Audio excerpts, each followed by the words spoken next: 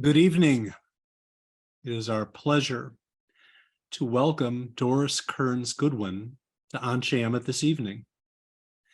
She is one of our country's best-known historians, a prolific Pulitzer Prize-winning author. Doris Kearns Goodwin has written extensively on American presidents, leadership, and the sacred topic of baseball. The great historian Barbara Tuchman once said, "Biography at its best paints an intimate portrait of an individual which simultaneously provides a sweeping view of history." That is what I and so many others find in the work of Doris Kearns Goodwin. It's a personal pleasure and honor to engage in this conversation, as I am a great admirer, as are the hundreds who are with us tonight. And we are not alone.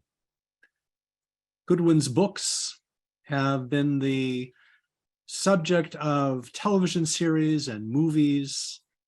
Fitzgerald and the Kennedys.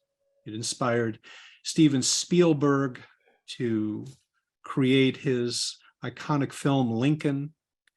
And wait till next year, a memoir led to her to be a consultant on Ken Burns's documentary Baseball. Doris, I should mention that Anshe Emet is the closest synagogue to Wrigley Field. And so the title, Wait Till Next Year, resonates with us in Chicago as well, perhaps a little too much. Doris Kearns Goodwin is also a regular analyst on the American presidency and political leadership on television news. As many of you know, this is my 40th year serving this congregation, and I have chosen to focus on the challenges of leadership in our age.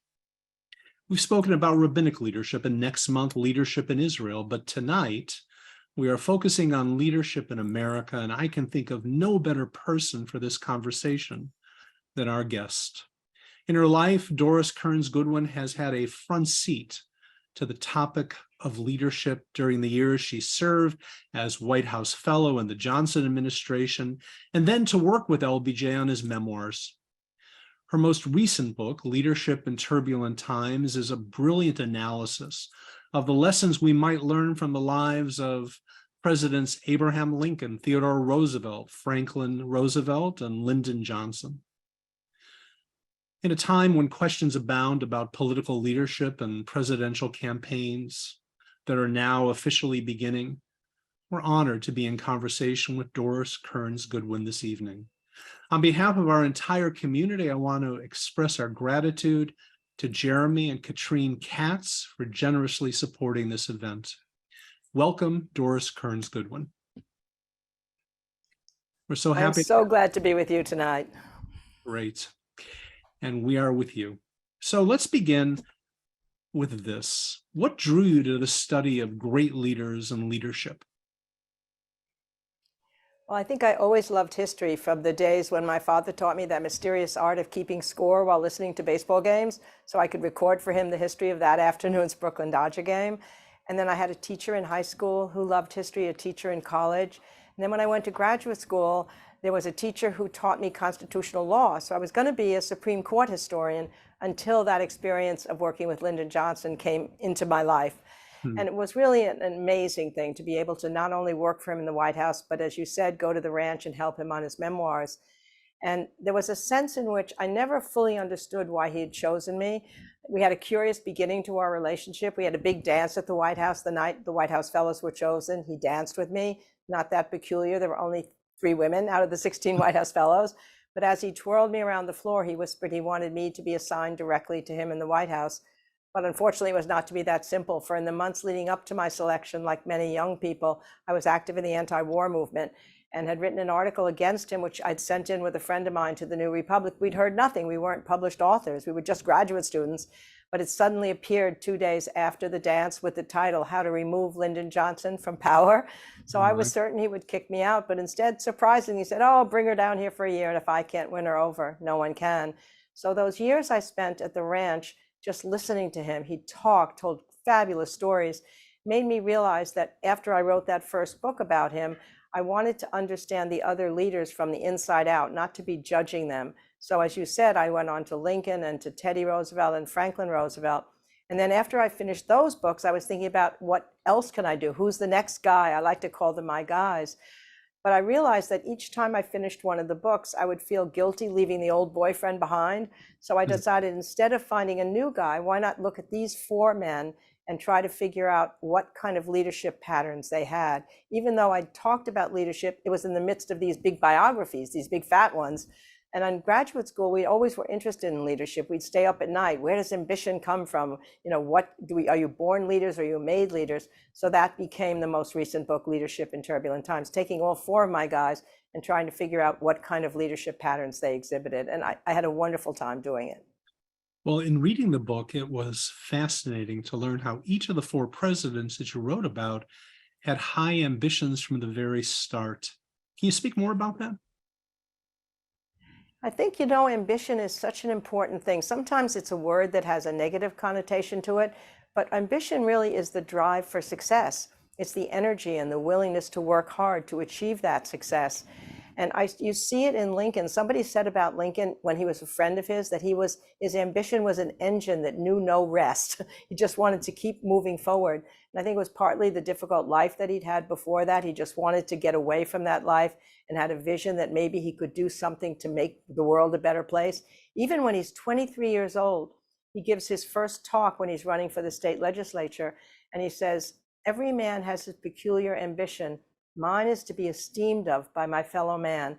A lot of people get an ambition for themselves when they're young, and then later, if things work out well, they want it to be for the greater good, for the organization, for the team, maybe even for the country. He had that at 23 years old, and then he said, "I know I have no popular relations to recommend me.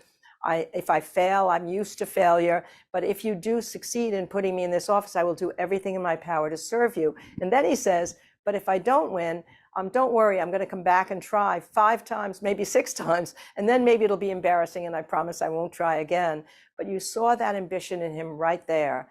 In LBJ, too, when he was 23 years old, in fact, I started the leadership book when they were all young, because I was in a college once talking about Roosevelt and talking about Lincoln, and a college student raised his hand and said, "How can I ever become one of them?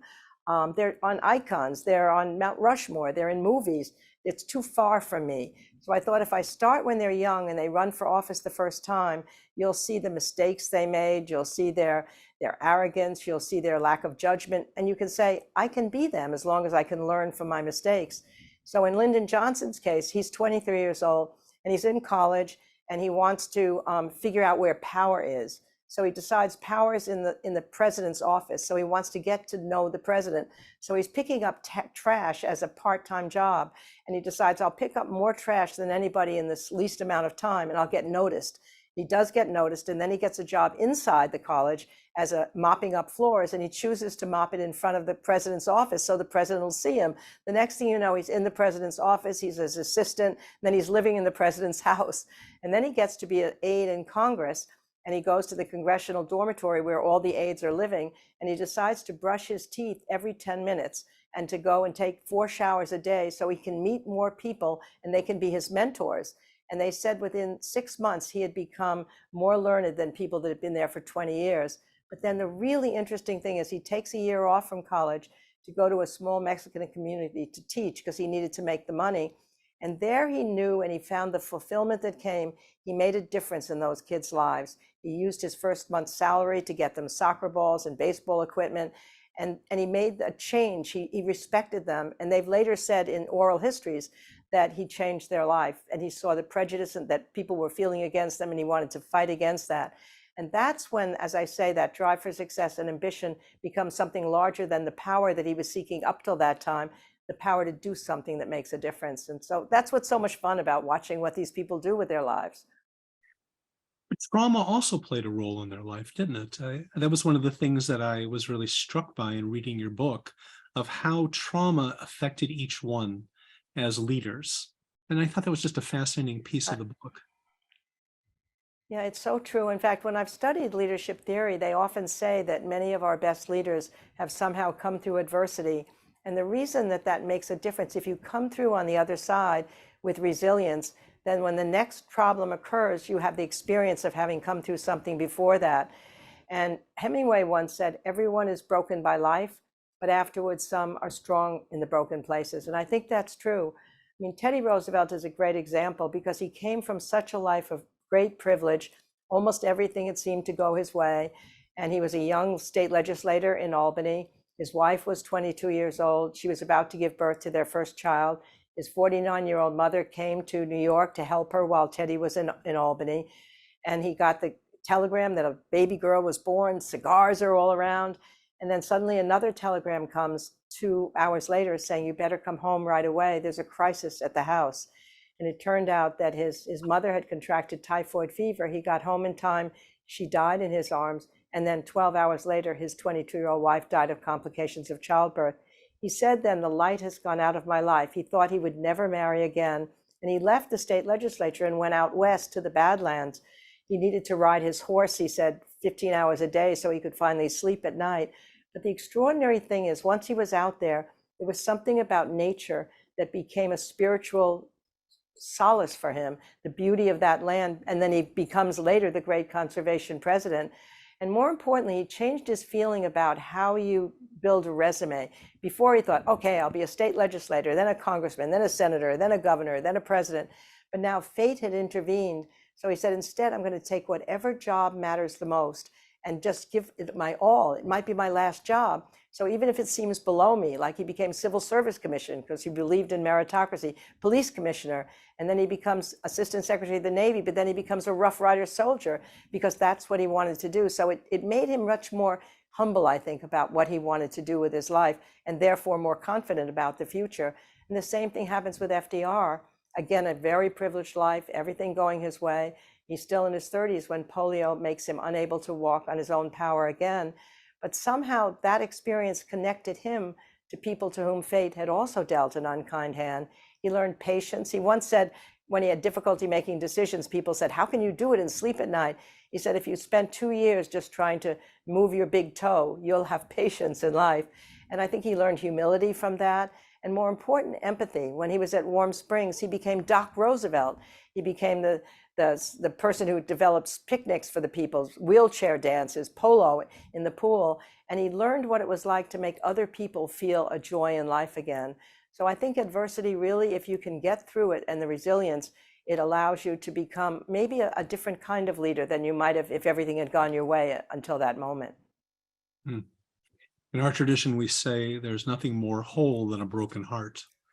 And I think there's some... Oh, that's a beautiful way of putting it, right?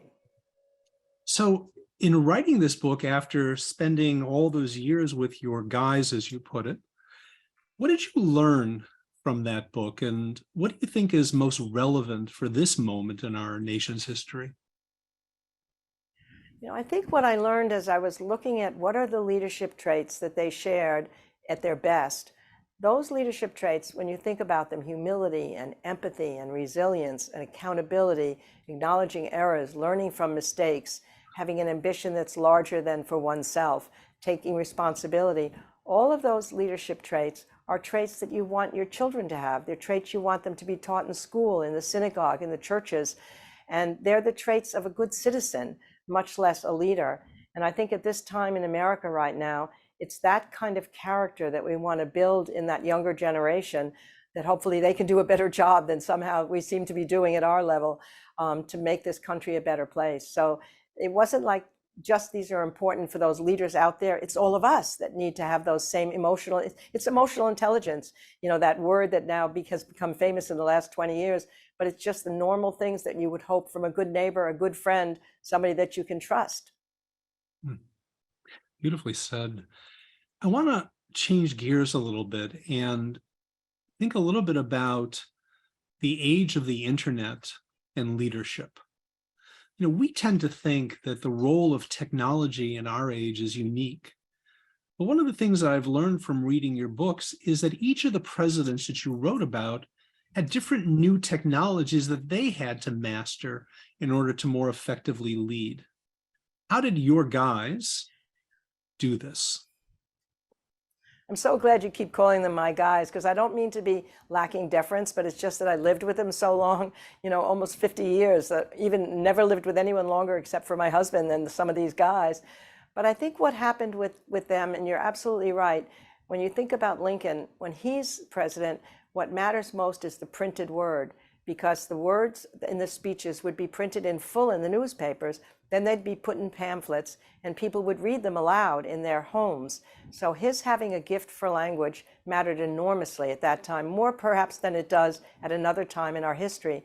And then Teddy Roosevelt comes along when the newspapers, those tabloid newspapers and big newspapers have finally come into being, and headlines matter. And he had this great talent for short, punchy phrases like speak softly and carry a big stick, or don't hit until you have to and then hit hard. I'm not sure I fully understood them, but they always sounded great. And he even gave Maxwell House the slogan, good to the very last drop. So he was able to capture the colorfulness of a leader fighting against big business that wasn't playing by the arts of the game in that time when newspapers valued that. And then comes FDR, and it's the age of radio, and he had the perfect conversational voice for that radio. He understood that radio was an intimate technology, and he would start these fireside chats off, my friends, as if they were his friends, and he would imagine them sitting in their living rooms or their kitchens listening to him. And people really felt that. There's a story of a construction worker hurrying home one night, and his partner said, where are you going? And he said, well, my president, he's coming to speak to me in my living room tonight. It's only right that I be there to greet him when he comes. And then Saul Bellow says he was talking to the novelist who lived in Chicago, was walking down the street on a hot Chicago night, and one of his fireside chats was on the air. And he said you could look in the windows and see everybody staring at their radio. You could keep walking and not miss a word of what he was saying because everyone was listening. 8 out of 10 radios would be tuned in to those things. And then, of course, you've got JFK and Reagan coming along with the age of television. So each one of them figured out the new, and now, of course, the social media is the big challenge to figure out. Well, let's move into that then, because I think there are some unique challenges to leadership in this age, because every person has a smartphone, and with that smartphone, they have a camera. Every mic is live. Every event in a person's life is recorded somewhere forever. Every person and special interest group, no matter how large or small, has a powerful megaphone that was not available to them in the past. And now with the advent of artificial intelligence, we are definitely in uncharted waters. So how do you think our internet age and our ever-present cell phones, emails, texts have impacted leadership in general and the presidency in particular? Well, there's two things, I think. One is that what you're describing is there's an immediacy to the technology right now, so that people are saying things that happen to come right out of them. There's no way of cutting your emotions, in a sense. One of the things that my guys understood was that even in that age, an earlier age, you had to just put a brake on what you might be feeling if you're angry. For example, Lincoln had a system which he called hot letters. When he got angry with somebody, he would write a letter to the person.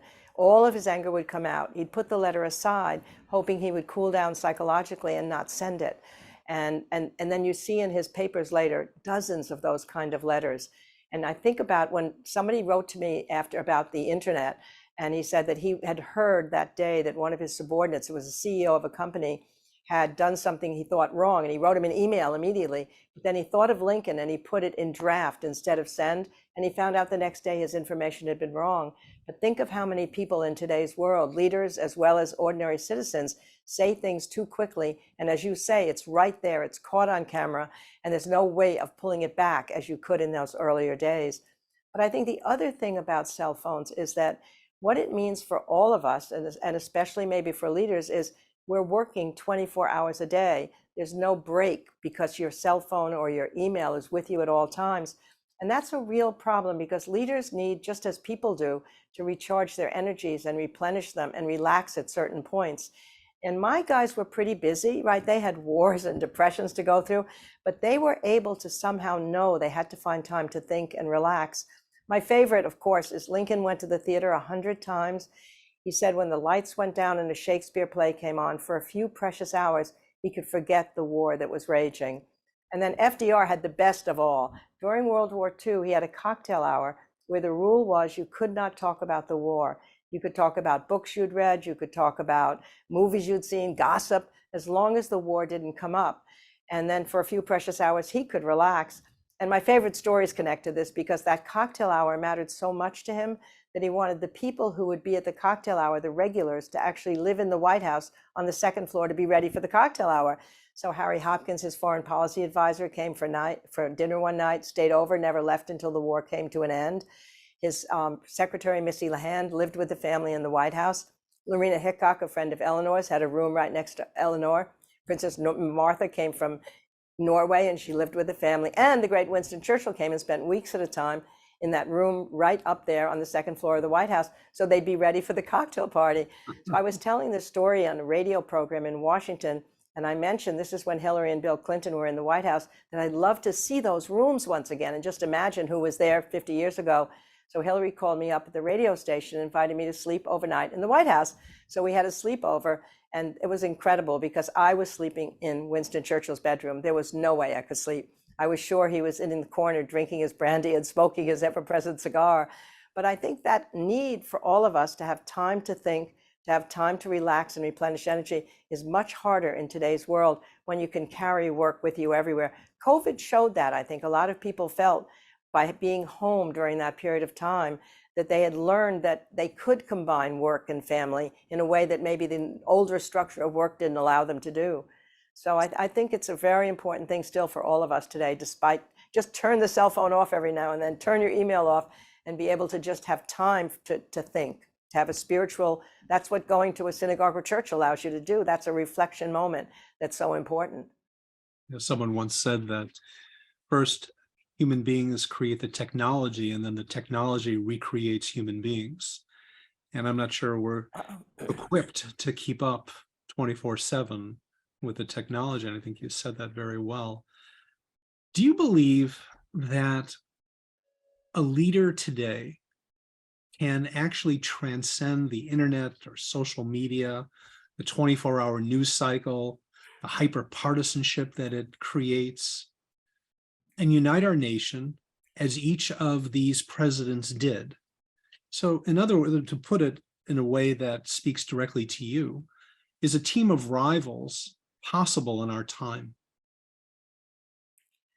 You know, I'd like to believe that it is, that if Abraham Lincoln came back, there are certain universal qualities that he had that could transcend the moment. It's a really hard time to lead right now. Just as your question suggests, you know, the bully pulpit doesn't have the power it did before when 8 out of 10 radios are listening fully to FDR's speeches.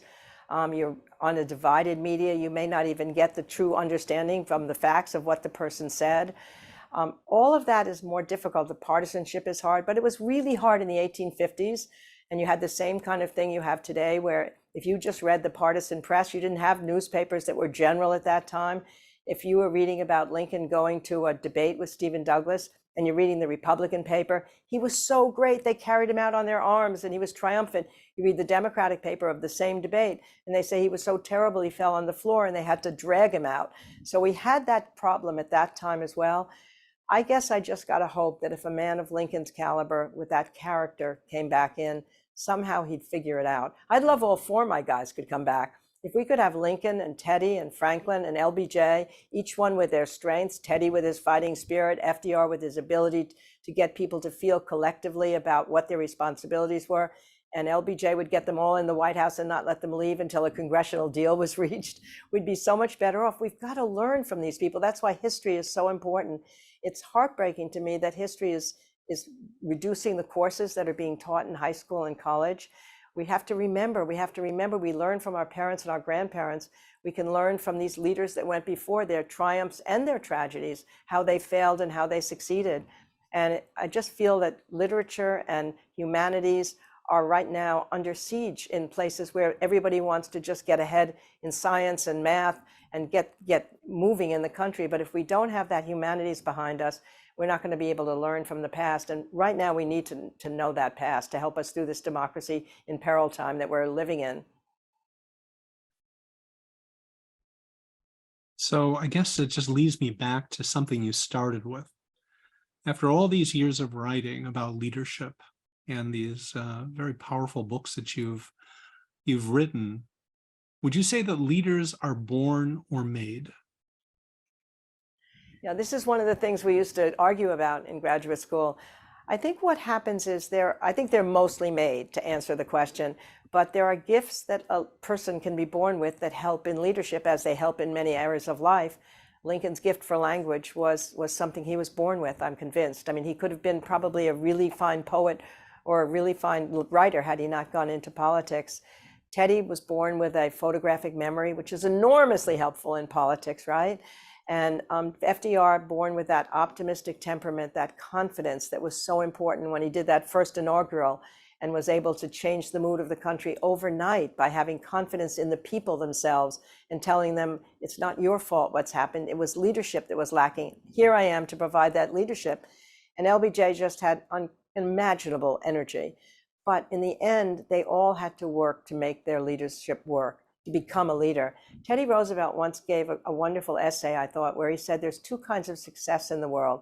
One is if someone has a talent that someone else, no matter how hard they try to emulate, couldn't do, like a great poet, a Shakespeare, or a great dramatist, or a great, maybe even a natural runner. But most success, he said, comes when ordinary people develop their ordinary qualities to an extraordinary degree through hard, sustained work. And I would say, that sounds so simplistic, but it's probably what also unites. Each one of these people would be the last people to turn the light out at night, first people to be at work in the morning. Even every speech that FDR gave went through 6, 7 drafts before he finished it. They worked hard at everything, and that's how you make yourself a leader, but also you make it by the qualities we were talking about earlier. If you have humility, that means you can acknowledge errors, you can learn from your mistakes, you can grow, you can evolve. If you have ambition that's more toward your own power, and you start to get that sense of deep fulfillment that comes when you do something that changes somebody's life, then you keep doing that more and more. So leadership grows over time, and the person by the end of their life hopefully has acquired wisdom, which is maybe the most important thing you need for leadership, and it takes time for that to develop. This idea of humility, I think, really speaks to leadership in some very deep ways. You know that in the Bible, Moses is called by God the most humble of people, our greatest leader. And I don't think that, I think in our society, we tend to equate humility with weakness. And that's such a mistake. Humility is the ability to acknowledge when you are not on the right path. It's like the ability to hear another person's opinion and say, you know what, I think you're more right than I am. And I think that applies in so many different ways in leadership. And I'm so glad that you underscored that. Do you think your guys were humble in that way? Do you think that they had that? I couldn't agree with you. I couldn't agree with you more, Rabbi. I think that it's a mistake. The word itself is mistaken, because humility means you have to have confidence to have humility, because that means you're willing to understand that you're not going to know things. You're going to make mistakes, and you can learn from those mistakes. If you don't do that, then there's no way of evolving into a future leader. Yes, I do think, Lincoln exemplified it right from the start. He had to learn how to do everything on his own. He only had 12 months of formal schooling because his father kept taking him out of school to help on the farm or to be loaned out to other farmers for debts that the father owed. So he never had learned grammar in school. So he had to admit when he was older that he did not understand grammar. And he told a teacher that was in his field, in where he lived. And the teacher told him that there was another grammar book 12 miles away. And he immediately ran to get that book so he could teach himself grammar. And I think you have to tell people what you don't know. And then the great thing is, the night that he's elected president, he can't sleep. He knows that he's only had 1 term in Congress, 4 terms in the state legislature, and the country is dividing in 2 right before his eyes. It's on fire. So he realizes, I'm going to have to put the 3 people who ran against me, far more celebrated, far more educated, far more experienced than me, right in the top positions in my cabinet. And somebody said, why are you doing that? You're going to look like a figurehead. You'll seem so unimportant. He said, the country's in peril. These are the strongest and most able men in the country. I need them by my side. And then eventually he becomes the leader of them all, because he's got certain kind of emotional qualities that all of them needed. But to have that humility to know I need help, That's what we all need in life, and somehow you have to listen and find it. You've touched on something I think really, really important, and something that's not understood well enough in talking about leadership or talking about human life. I was really struck in reading Team of Rivals at how cruel and derisive the people that he put around him were to Lincoln himself, how they underestimated him. And yet they all came to love him and respect him. And that wouldn't have happened had he not had that humility to allow them to discover him. And I think that's such a powerful, powerful lesson in our world today. And also just the willingness to not allow past resentments to keep going. And he said, if you allow past resentments or jealousies or anger or envy to fester, they'll poison you. I mean, there'd been a time when there was somebody else came to the cabinet later, Stanton, who had humiliated him when he was young in a law case. And Lincoln never forgot it. But then when they asked him to have a new Secretary of War, everybody said, Stanton's the guy for the job. And people thought he'd never be able to do it because he'd been hurt by him before. But he decided, this is the right man for the job. I'm going to do this. And the two of them become as close as anybody in the cabinet. And Stanton said he loved Lincoln more than anyone outside of his family. But that's another quality that's related to humility, I think, which is to not allow past resentments to prevent you from doing something in the future that can help yourself and help the country. I just want to pause for a moment, and as I'm looking at some of the questions, and here's one. To what extent do you think the first ladies of each of the respective presidents impacted their leadership success? Great question. I'm so glad we could bring a woman into this conversation. Yeah, right, so exactly. I wasn't going to miss this opportunity. Absolutely. Well, I think each one can strengthen the president just by their relationship with him. It doesn't have to be an Eleanor Roosevelt, but I will love to talk about Eleanor Roosevelt. I mean, if you are Edith Roosevelt, Teddy Roosevelt's wife, she gave him the solace when he came home at the end of a day of having all these kids and this family and a wife that loved him, and he needed that rest and relaxation she provided. She didn't want to be a public figure. But then you take Eleanor Roosevelt, who changed the whole role of the First Lady in 1,000 ways. The first Lady to testify before Congress, the first to have a weekly press conference, the first to have weekly discussions on the radio. And she only allowed female reporters to come to her press conferences, which meant that a whole generation of female journalists had to hire their first female reporter. They got their jobs because of Eleanor. She sent so many memos to General Marshall in World War II about discrimination in the Army that he had to assign a separate general whose only task was to deal with Eleanor Roosevelt. And then she argued that women should go to work in the factories, even before the factory owners were willing to let them come. They said, oh, if they get on the assembly lines as we're mobilizing for the war, they'll never learn how to operate these complicated machines. They'll distract the men. Productivity will go down. But of course, by 1942 and 3, with so many men in the armed forces, they had to open their doors to women. And women did great. When there were 60% of the jobs that they were held in the airplane factories and the shipyards, productivity went up. So the great story was told. They had a study. Why did that happen? How had the women learn to operate these complex machines so well and so quickly? I love the answer that came back on the study form. They said, when a woman, unlike a man, was asked to operate a new piece of machinery, she would ask directions. Any of us who used to travel with you guys with the GPS know exactly what that means. But she was fighting for social justice, and he was a politician who had to worry about the popularity of the moment. And she was, as he said, a welcome thorn in his side. They made a terrific pair in terms of their partnership during the presidency. So first ladies can make a huge difference, as obviously wives can do, as husbands can do. It's such an understanding that, of course, they're going to make a difference in terms of the emotional strength as well as the mental strength of their husbands.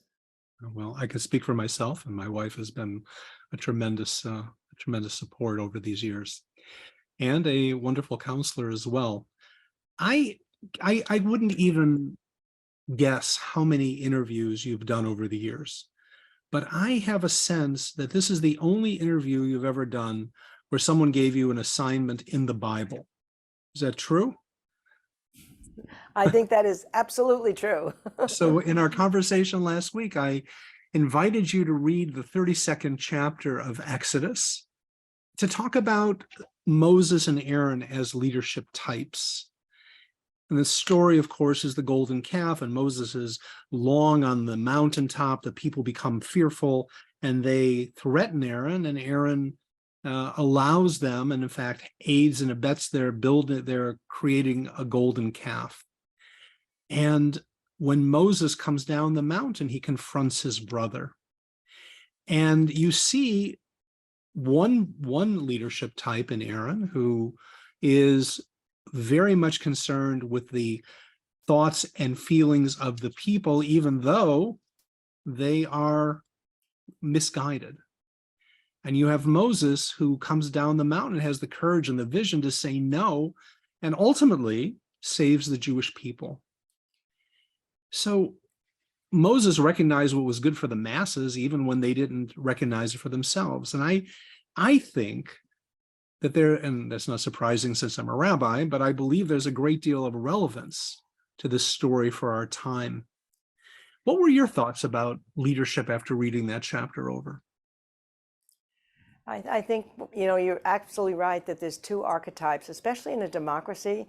There's a tendency sometimes for a leader wanting to win an election to just give in to the popular sentiments of the moment, even if they're not the right sentiments at that time, versus a leader who has the vision and is willing to have the courage to say where we needed to go and then bring the people along, which is a different kind of leadership. I mean, I can give you two examples of that. I mean, one is that when Lyndon Johnson first got into the presidency after JFK died, the civil rights bill that JFK had introduced into the Congress was going to go nowhere, it seemed. It was stuck in the Congress. There was going to be a filibuster, and people thought it would never pass.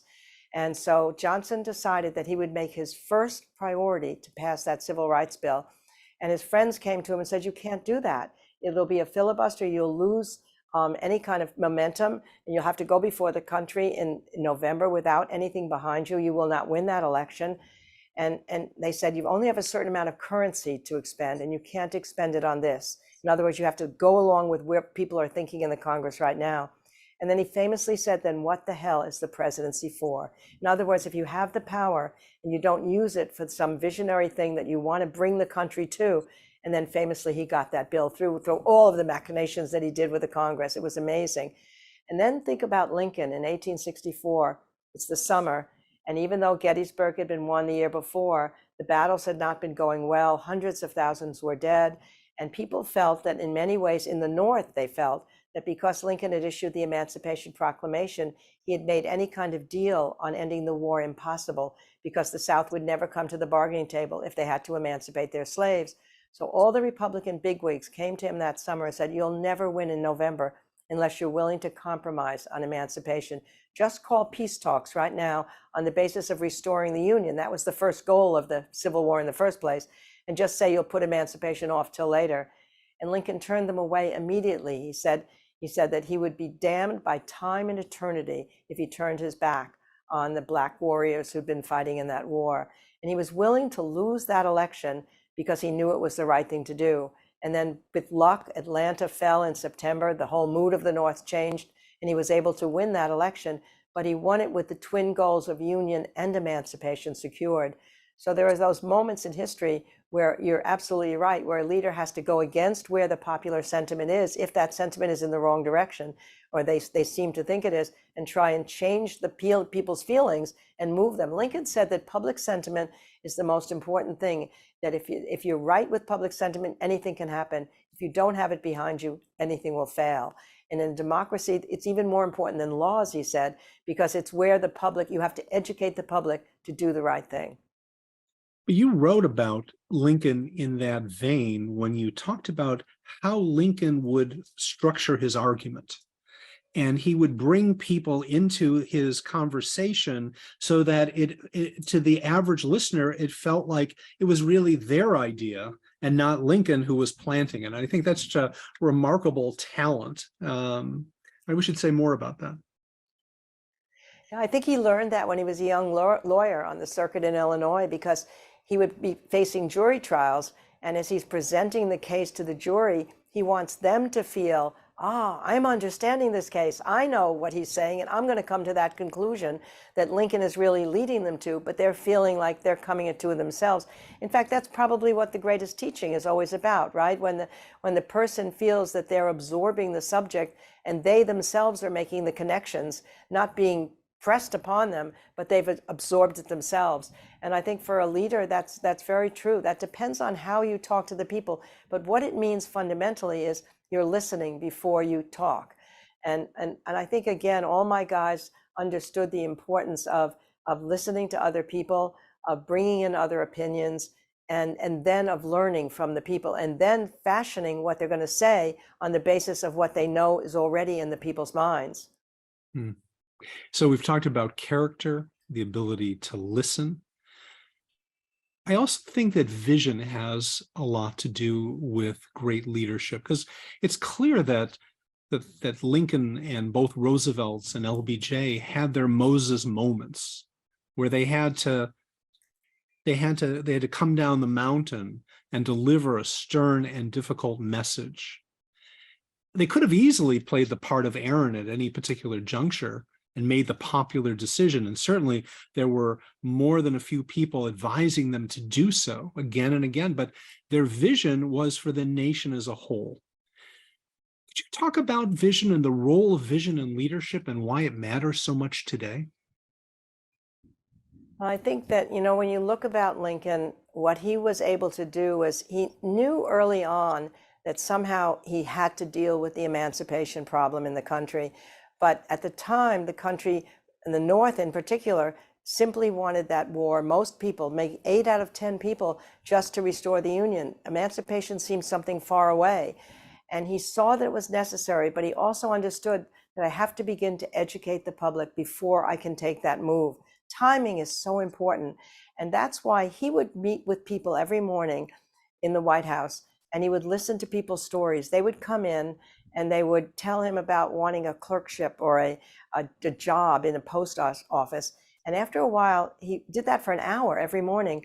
And his young aide said, "Lincoln, you don't have time for these ordinary people." He said, "You're wrong. These are my public opinion baths."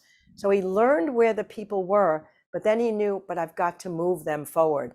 And so as he started to talk about emancipation, he first had to convince his cabinet. They weren't for it at the beginning, but he talked to them. He listened to their objections, and then he overrode their objections by making them, just as you said before, feel like they had come to a changed opinion. Once he had them united to not go against it publicly, then he had to move to the army. He had to convince people in the army that having Black soldiers in the army would be good for them as well as for the country, because at first they didn't want to make that kind of a change. Then he had to convince the country that moving forward on emancipation was the right thing to do. By the time he finally issued it in January of 1863, it was the right time. He said if he'd done it 6 months earlier, he would have lost the border states and lost the war. If he'd waited any longer, he would have lost the morale boost it provided. And it was the perfect timing, except there was a problem. That morning, he had shaken 1,000 hands. So when he went to sign the Emancipation Proclamation, his own hand was numb and shaking. So he put the pen down. He said, "If ever my soul is in an act, it is in this act. But if I sign with a shaking hand, posterity will say he hesitated." So he waited until he could sign with an unusually bold hand. So that's the same thing that that Roosevelt had to do in World War II. He faced an isolationist public. Popular sentiment was to not get involved in Europe's wars, not help England, even when England was standing alone against Hitler. And he had to move step by step to eventually move us forward. Even before Pearl Harbor, 18 months before Pearl Harbor, he had started moving us with Lend-Lease to help England and help our allies in the war against popular opinion. But he changed popular opinion because of educating them that this war mattered and this had to be fought, even if it meant that we were getting closer to war ourselves. I was thinking about our earlier conversation about living in the internet age and the immediacy of the moment. And in some ways, I think it can be very challenging to maintain that vision in an internet age when everything is so instant and your opinion in the moment is being recorded somewhere. I think that creates a much greater challenge to vision. Would you agree or disagree? No, I think that's right. And that's the difference, I think Lincoln would argue, between public opinion, which is much too present right now, which is a snapshot of how people are feeling at that moment, right? And if you're a politician, if you're like an Aaron and you're seeing public opinion polls every day, then you're going to shape what you're doing to fit that public opinion. Lincoln would say there's something different. It's called public sentiment. And that's a settled feeling that comes over a public after education, after speeches, after you've really tried to lead them. So they'll change their mind about something fundamental, like about civil rights maybe, and the need to desegregate the South, as happened during LBJ's administration, or like the need to fight that war in Europe, even before Pearl Harbor, that FDR is able to do, or Lincoln bringing people to emancipation. I think those are all the ways in which that means you're using the leadership role to shape public opinion, not opinion, but shape a deeper helding sense of sentiment. And I think it's much harder today when everybody's around you saying, oh my God, look at this is where public opinion now. You have to deal with it right now. Before that, they could sense it through the newspapers, through talking to people, but it wasn't as ever present as it is. And too many advisors around you telling you, don't do this because this is how many people feel right now. That has to be just the starting point. And then you feel that's where they are, but I'm going to change them from here to there, hopefully moving toward social or economic justice. There is a balance, though, because one of the things that I learned from your book about Lincoln is that he was a very astute politician. He did count votes, and he was very and he was a very clear thinker when it came to that as well. So he's not simply the man on the mountain. He is a man of the people, but he's also a realist as well. Oh, absolutely. I mean, there's a time when he knows that the coming elections are going to matter. And he then goes to this boss in New York and he says, we need money because I've got to get my message out to these people. So, they talk this, there's a distinction between transformational leadership and transactional. And he knew the need for both. When he was arguing for getting black soldiers into the army, he would tell the white soldiers, they will be able to fight the battles. And then that means that you will have maybe less people in the battles, or they'll be able to help us win. A very transactional thing. But then he'd also have the moral argument that it's important for black soldiers to be able to fight and get the sense of dignity that comes from being an American fighting.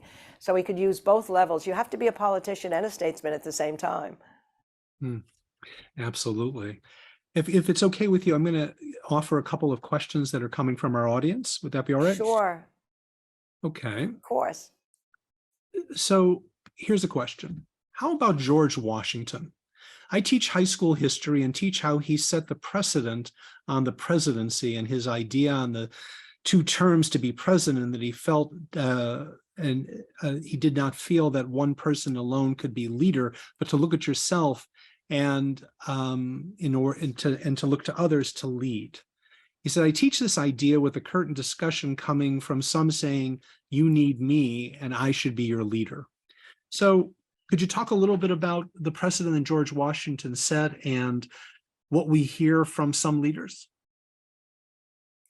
I mean, how critical that is in today's world, that here is a leader who, after having been the general who won the war, the Revolutionary War, could have just assumed power. He could have just become, that's what most people would have done. But he didn't. He resigned his commission and went back to Mount Vernon, and then he becomes elected as president, and then decides after 2 terms that he's going to not run for that 3rd term because he figured it was important in a democracy. Otherwise, it might have been a life-held term. If he had stayed till he died, maybe that would have become the tradition that we had in this country. And at this moment in time, as we're living in a time when peaceful transition of power was not accepted in this last election, George Washington provides a perfect model for that. It was said in the great play Hamilton that George III said, if he really gives up power, he'll be the greatest man in the world. He couldn't believe that somebody would give up power. He's the one figure that I've always wished I had been able to write about.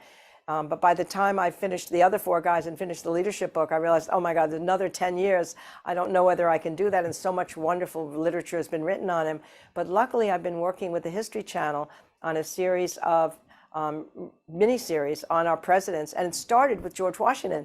So I was able to to learn about him through the collaboration of working with film, with my partner Beth Lasky, who's worked with me on these movie documentaries, with writers, with actors, with producers. And in 2 years, we were able, because it was a whole team, to really do George Washington in 6 hours on the History Channel. So I feel like I finally learned about him. And what an we were very lucky. All the precedents that were set by him as the first president, he was a man of character. In the end, it always comes back to character.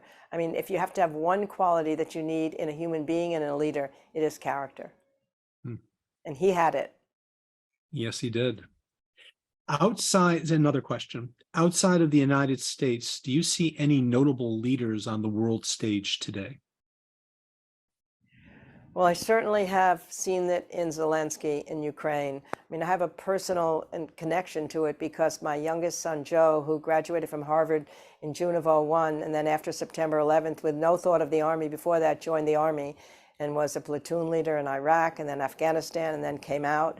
And he is now married to a young woman from Ukraine, and her family is over there, and we know them very well. So I've been following this war with heartbreaking intensity since it began.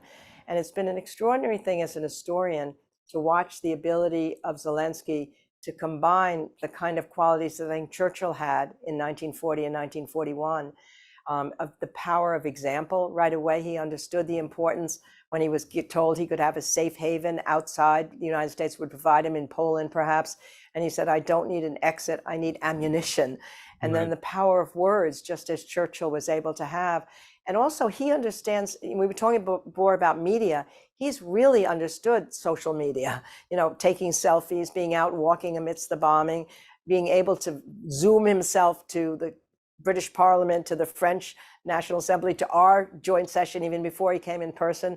And then to make these extraordinary videos where there was one I remember had such a powerful impact. He combined images with his words, and he went to a destroyed neighborhood and he said, here was a man's dog, here was a man's daughter, here was a man's son, here was a man's home. And he showed pictures of the destruction. But he said, one thing Russia doesn't know is that we will win and we will rebuild our cities. And then you saw pictures of cities being rebuilt. We will honor our dead and we will sing again. And then there was singing and dancing. So somehow that vision of the other side of it.